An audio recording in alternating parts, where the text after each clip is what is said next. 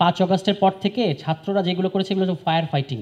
মানে অলরেডি যে ড্যামেজ হয়ে গেছে এই ড্যামেজ বারবার তারা গিয়ে ওখানে আগুন নেভানোর চেষ্টা করেছে। এবং রাজনৈতিক দলগুলোকে এটা আমি প্রকাশ্যেই বলেছি, এর জন্য যদি আমাকে চড়া কোনো মাশুল দিতে হয় আমি দিতে প্রস্তুত আছি, যে আপনারা কেন 5 অগাস্টে আমাদের এই গণ অভ্যুত্থানটাকে ক্যান্টনমেন্টে নিয়ে গেলেন, এই প্রশ্নের উত্তর রাজনৈতিক দলগুলোকে দিতে হবে।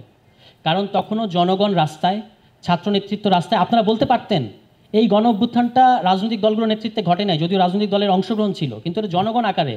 দেখেন, জনগণ তো একটা কনসেপ্ট, কিন্তু 5 অগাস্টের মতো পরিস্থিতিতে জনগণকে আপনি এম্পেরিক্যালি দেখতে পান, চাক্ষুষ দেখতে পান, তো তারা রাস্তায় কোটি কোটি মানুষ।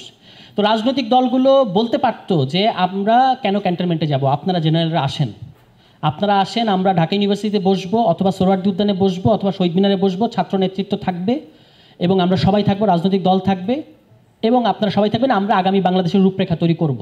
এই কথাটা কিন্তু তখন রাজনৈতিক দলগুলোর দিক থেকে আসে নাই। এবং এই কারণেই হচ্ছে এটা হলো 1 নম্বর সংকট, যে আমরা আমাদের গণ অভ্যুত্থানটাকে ক্যান্টনমেন্টে নিয়ে গেছি।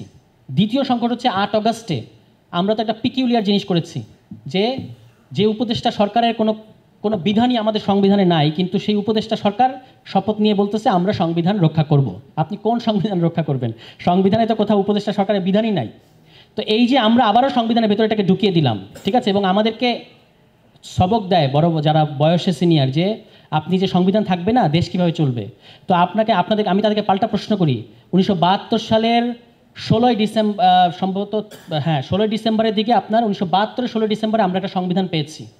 তো 1971 সালে 16 ডিসেম্বর থেকে 1972 সালে 16 ডিসেম্বর বাংলাদেশ কীভাবে চলেছে? কিংবা আপনার ইন্ডিয়ান কনস্টিটিউশন প্রণয়নের আগে কিভাবে ইন্ডিয়ার রাষ্ট্রটা কীভাবে চলেছে 47 সালের পরে? হ্যাঁ, তার মানে হচ্ছে তখন একটা দেখবেন আপনি ইন্ডিয়ান ইন্ডিপেন্ডেন্স অ্যাক্ট, এরকম একটা অ্যাক্ট করা হয়েছিল। আজকেও আমরা 5 অগাস্টের পরে একটা প্রোক্লেমেশন, সামরিক বাহিনী ক্ষমতা দখল করলে 15 আগস্টের পরে প্রথমেই তারা একটা প্রোক্লেমেশন জারি করেছে। তো সামরিক বাহিনী ক্ষমতা দখল করলে একটা প্রোক্লেমেশন দিতে পারবে, আর গণ অভ্যুত্থানের পরে আপনি খুব প্রোক্লেমেশন দিতে পারবেন না? এটা তো হয় না। এই কারণে উচিত ছিল কনস্টিটিউশনটাকে যদি বাতিল নাও করা হয়, এটাকে সাইডে রেখে একটা ইন্টারিম কনস্টিটিউশন নতুন কিংবা একটা প্রোক্লেমেশন জারি করা, যেটাই হতো আসলে কনস্টিটিউশনের ভূমিকা পালন করতো নতুন কনস্টিটিউশন কিংবা রিফর্ম হওয়ার আগ পর্যন্ত।